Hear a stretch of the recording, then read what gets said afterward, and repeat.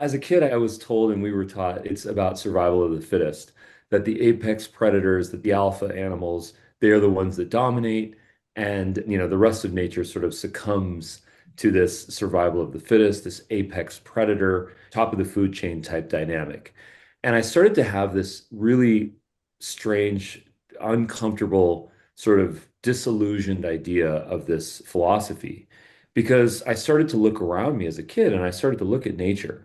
And I started to look at what's happening in the Serengeti, what's happening in the rainforest. And I started to realize, wait a minute, I think we've been lied to for so many years. We have been told that it's about survival of the fittest and that we need to be assertive and aggressive and alpha and we need to be dominating and that's the person that gets things done. And maybe there was a time for that. If you've watched an episode of Mad Men or if you participated in a business meeting back in the 80s or 90s, there was, a tremendous amount of disproportionate ego, alpha, to the point where it was toxic. And I'm sure many of the people in this room have had environments and bosses and workplaces that have had toxic, dare I call it masculinity or toxic ego or that alpha overly assertive idea. And what I think little puppies like taught teach us is that all of that is actually nonsense. None of that persisted, none of that prevailed in nature. It is not about survival of the fittest, it's about survival of the friendliest.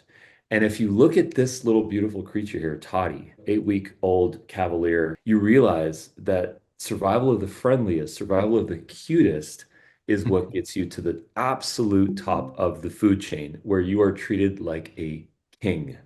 Okay. So the big takeaway here, just to put all this together, is that I think that the idea that I'm trying to present here is that using AI, using video, using our humanity, providing value, providing support, helping people, these are the ideals that get us to the place of most impact, of most success. It's about survival of the friendliest, my friends. It is not about survival of the fittest. If you go back to the earliest campfires on how this beautiful species of the dog branched out from wolves and maybe part bears even, you realize it was the friendliest, it was the sweetest animals by the campfires that would get tossed the bones and the leftover food and they would thrive as a result. And then as a result, they would become part of the pack, part of the family. And then before you know it, they're sleeping on beds and we're cleaning up their poop. And they are for sure at the top of the food chain. So just call this a public service announcement. Let's be the survival of the friendliest, not of the fittest.